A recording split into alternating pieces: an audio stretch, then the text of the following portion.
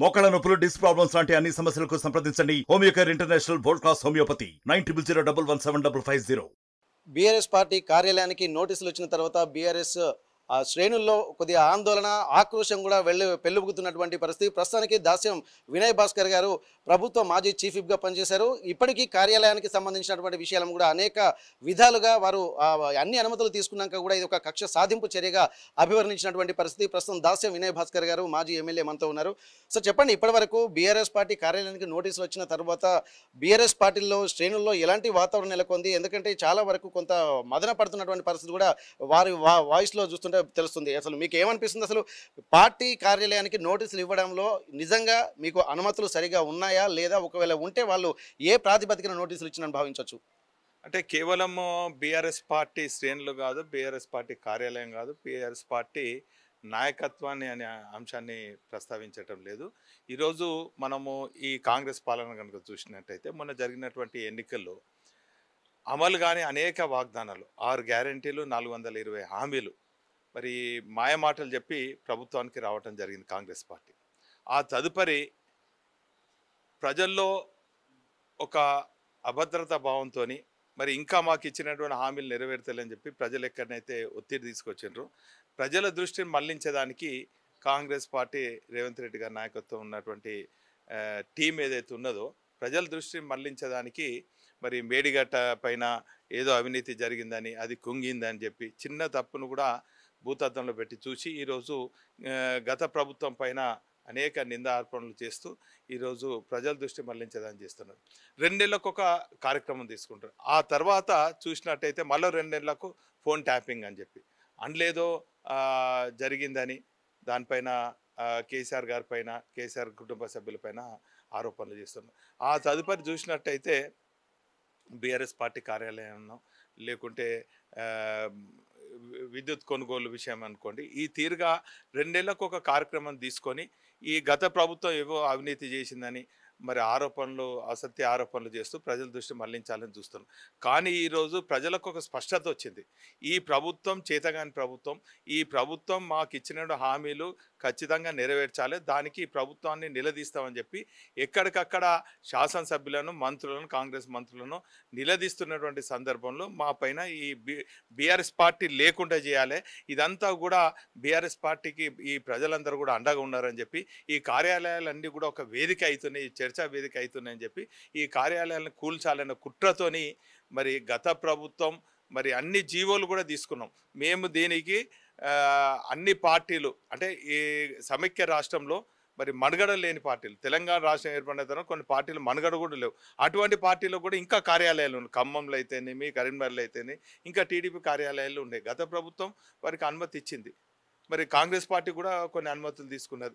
ఈరోజు చూసినట్టయితే కేవలం బీఆర్ఎస్ పార్టీకి ఇచ్చింది కాదు, గతంలో చూసినట్టయితే కాంగ్రెస్ భవన్ కూడా ఏ పార్టీ కార్యాలయం అయినా కూడా కమర్షియల్ యాక్టివిటీ చేయొద్దు. కానీ ఇక్కడ చూసినట్టయితే హన్మకొండలో ఉన్నటువంటి Congress Bhavan Andhra bank commercial activity చేస్తుంది, కరీంనగర్లో ఉన్నటువంటి కళ్యాణ మండపం నడిపిస్తుంది, ఖమ్మంలో షటర్లు వేసి కిరాయిలకు ఇస్తుంది. ఈ తీరుగా కమర్షియల్ యాక్టివిటీ చేస్తే దానికి లేని తప్పు దీనికే వచ్చింది. ఒకరోజు అంటారు నా క్యాంప్ ఆఫీస్ దగ్గర ఉండొద్దు అంటే ఈయన అయ్యేసొమ్మ, ఈయన తాత జాగిరా, ఈయన ఎప్పటికక్కడ ఉంటాడా?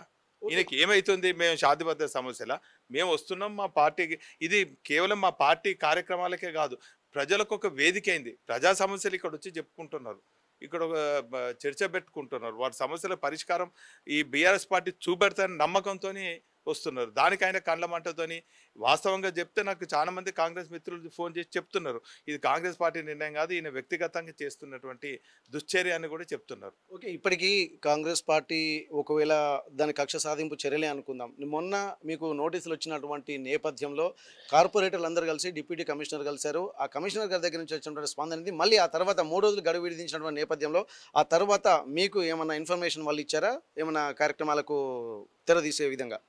మేము ఒక వ్యవస్థను నమ్ముకున్న వాళ్ళం, వ్యవస్థ మీద ఉన్నటువంటి నమ్మకంతో మరి డిప్యూటీ కమిషనర్ మాకు నోటీస్ ఇచ్చిండ్రు. అంటే వాస్తవంగా ఎమ్మెల్యే ఆర్డీఓకి చెప్తే ఆర్డీఓ మరి సర్వే అంతా కూడా చేయించడం జరిగింది. ఆ తదుపరి మున్సిపల్ డిప్యూటీ కమిషనర్కి ఫిర్యాదు చేస్తే వారు మాకు నోటీస్ ఇవ్వడం జరిగింది. 3 రోజుల్లోపు మేము సమాధానం ఇవ్వాలంటే మేము ఇచ్చినటువంటి చాలాన్ అంటే 4,84,000 కట్టింది. తర్వాత ఆ తదుపరి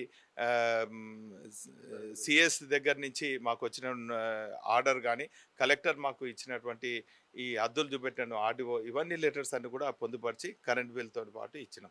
వాస్తవంగా ఇది టెంపరీ షెడ్కి పర్మిషన్ అవసరం లేదు. మేము ఇక్కడ కన్స్ట్రక్షన్ కోసం ఈ జాగా ఆక్రమించొద్దని చెప్పి గోడ కట్టుకోవడానికి టెంపరీ షెడ్ వేసుకున్నాం. అందులోనే మా పార్టీ కార్యక్రమాలు కూడా నడిపిస్తున్నాం. ఓకే, వీరు ఎట్లాగో కక్ష సాధింపు చర్యలు అంటున్నారు కాబట్టి నిన్న జరుగుతున్నటువంటి పరిణామాలు చూసినట్లయితే ఒక బీఆర్ఎస్ శ్రేణుల్లో కూడా ఒక ఆక్రోశం అనేది వెళ్ళగక్కుతున్నటువంటి పరిస్థితి. ఎందుకంటే నిన్న పెద్ది సుదర్శన్ రెడ్డి గారు కానీ మీరు చేసినటువంటి కామెంట్స్ కానీ ఒక కాకరేపే విధంగా ఉన్నాయి. ఒక ఇటుక పిల్లను కదిలించినా కానీ గాంధీ భవన్ ముట్టడిస్తామని చెప్పి గాంధీ భవన్ కూడా కూల్చేసామన్నటువంటి ఒక ఘాటు వ్యాఖ్యలు చేశారు. అలాగే రాష్ట్రంలో ఉన్నటువంటి మిగిలిన పార్టీ కార్యాలయ పైన కూడా మేము మమ్మల్ని టచ్ చేస్తే మేము కూడా టచ్ చేయాల్సినటువంటి పరిస్థితి వస్తుంది. నిజంగా అటువంటి పరిస్థితి ఉంటుందా? వాళ్ళు ఆ బీఆర్ఎస్ పార్టీ కార్యాలయాన్ని కూల్చివేయడమా లేకపోతే ఆక్యుపై చేయడమా అటువంటి చర్యలకు ఉపక్రమిస్తున్నారని భావిస్తున్నారా? ఏ ఆలోచనలతోటి మీరు ఈ వ్యాఖ్యలు చేశారు? అంటే వాస్తవంగా ఇది మా కార్యకర్తలు అందరూ కూడా 60 లక్షల మంది రాష్ట్రంలో ఉన్నటువంటి గులాబీ సైనికులు అనుకోండి, గులాబీ శ్రేణులు, మా టీఆర్ఎస్ పార్టీ కుటుంబ సభ్యులందరూ కూడా మెంబర్షిప్ తీసుకొని పైసలు జమ చేసుకొని అందులో వచ్చినటువంటి డబ్బుతో మేము కార్యాలయాల స్థలం కొనుక్కోవడం కానీ నిర్మాణం కూడా చేసుకోవడం జరిగింది. మరి పైసా జమ చేసుకొని కొన్నటువంటి దానికి మీరు కూలగొడతా అంటే ఇది మా రక్తంతో కట్టుకున్నటువంటి దాన్ని కాబట్టి ఖచ్చితంగా మేము ఆందోళన చెందుతున్నాం. ఖచ్చితంగా ఈట్ కా జవాబ్ పత్తర్ సే దేతే. ఓకే, ఇప్పటికీ దాదాపు ఎంతో ఉద్యమ నేపథ్యం ఉన్నటువంటి పార్టీ కార్యాలయాన్ని కూల్చివేస్తామన్నటువంటి సంఘటన నేపథ్యంలో ఇక్కడ ఉన్నటువంటి కార్పొరేటర్లు అలాగే ప్రధాన కార్యకర్తలు కూడా చాలా తీవ్ర ఆగ్రహావేశాలు వ్యక్తం చేస్తున్నటువంటి పరిస్థితి. చెప్పండి, అసలు నిన్న జరుగుతున్నటువంటి పరిణామాలు, నిన్న మాట్లాడుతున్నటువంటి సిచ్యువేషన్ చూస్తే అసలు కాంగ్రెస్ పార్టీ కక్ష సాధింపు చర్యలు అని మీరు భావిస్తున్నారా? లేకపోతే బీఆర్ఎస్ పార్టీ ఒకవేళ అట్లాంటి చర్యలు చూసుకుంటే మీరు ఎలాంటి ఆలోచనలకు చర్యలకు ఉపక్రమించబోతున్నారు? ఒకటి, ఇది మేము కట్టుకున్న కష్టపడి కట్టుకున్న సొమ్ము, దాన్ని వాళ్ళు వచ్చేదందుకు అడిగేదందుకు కూలగొడదాం అనుకునేందుకు ఎటువంటి హక్కు లేదు. ఎందుకనంటే మేమేదో అప్పుడు క్యాంప్ ఆఫీస్ పక్కకు ఉన్నది, దీని పక్కన ఇది చేస్తున్నారు అని చెప్పని వాళ్ళకి భయం. అయితే అధికారంలో వాళ్ళు ఉన్నారు కాబట్టి వాళ్ళు ఇంకెక్కడైనా క్యాంప్ ఆఫీస్ కట్టుకోమని చెప్పండి. అధికారంలో ఉన్నారు కాబట్టి. ఎందుకనంటే ఇది కార్యాలయాన్ని తీసేందుకైతే వాళ్ళకు హక్కు లేదు. దానికి ఎటువంటి జీవోలు ఏది కావాలన్నా కూడా మా దగ్గర అధికారికంగా అన్ని పేపర్లు ఉన్నవి. దాన్ని వాళ్ళు చూసుకొని పేపర్ ఫైట్ చేయమని చెప్పండి. కాకపోతే కూలగొట్టుడు వీలగొట్టుడు అంటే మేమేమి ఉత్తగలేము. మేము 10 ఏళ్ళు అధికారం చేసినాము, మళ్ళీ అధికారం రాగానే మేమేం చేయాలో చేసేందుకు రెడీ. ఓకే, చర్యకు ప్రతిచర్య తప్ప అన్నటువంటి హెచ్చరికలు కూడా చేస్తున్నటువంటి నేపథ్యం ఉంది. చాలామంది ప్రతిరోజు కార్యాలయం దగ్గర కూడా ఉదయం సాయంత్రము ఏం జరుగుతుంది అన్నటువంటి ఉత్కంఠకు తెరతీస్తున్నటువంటి నేపథ్యంలో కార్యకర్తలు అలాగే కార్పొరేటర్లు కూడా ప్రతి క్షణం ఇక్కడే ఉంటున్నటువంటి పరిస్థితి. చెప్పండి సార్, ఎటువంటి పరిస్థితులు నెలకొనబోతున్నాయి? అసలు మీ ఆలోచన విధానం ఎలా ఉండబోతుంది కాంగ్రెస్ పార్టీ ఇట్లాంటి ఆలోచన చేస్తున్నటువంటి నేపథ్యంలో? ఈరోజు కాంగ్రెస్ ప్రభుత్వం అధికారం రాగానే బీఆర్ఎస్ పార్టీ మీద కక్షపూరిత కార్యక్రమాలు తీసుకోవడానికి చొరవ చూపుతున్నారు.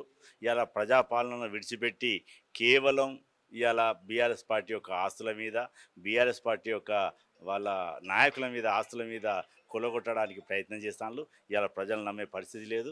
ఇవాళ ప్రభుత్వ పరంగా చట్టబద్ధంగా వాళ్ళు లీగల్గా మనకు బీఆర్ఎస్ పార్టీ కార్యాలయానికి ఈ స్థలం ఇవ్వడం జరిగింది.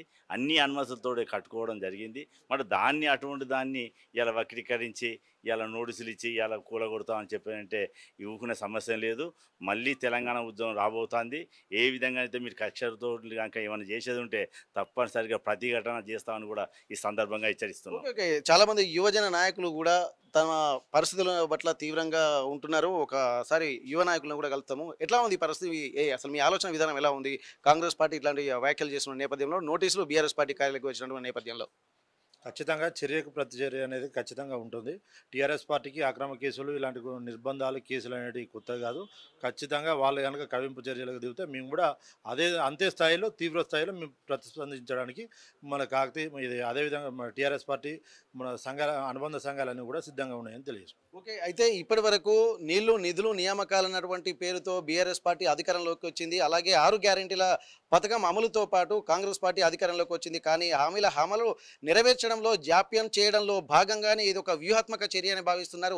ఒక్కొక్కసారి ఇటు మేడిగడ్డ అని అలాగే అంటే ఫోన్ ట్యాపింగ్లు అన్నటువంటి వ్యవహారాల మీద ఇలా కాలయాపన చేసుకుంటూ ప్రతి 2 నెలలకు ఒక మాట మారుస్తూ కాలయాపన చేస్తూ హామీలు నెరవేర్చకుండా చేయడంలో ఇది ఒక భాగం అన్నటువంటి ఒక ఆలోచన వీళ్ళు చేస్తున్నారు. ఏది ఏమైనప్పటికీ కూడా తాము ఇటుకలకు కదిలితే తాము రాళ్లతో సమాధానం చెప్తామంటున్నారు. ప్రతి దానికి చర్యకు ప్రతిచర్య ఉంటుందన్నటువంటి ఒక హెచ్చరికలు కూడా చేస్తున్నటువంటి నేపథ్యం. ప్రస్తుతానికి ఇప్పటికీ ఏది జరిగినా కానీ బీఆర్ఎస్ పార్టీ కార్యాలయంలో కూడా మొన్నటి నుండి ఒక ఉత్కంఠపూరిత వాతావరణం అయితే కనిపిస్తుంది.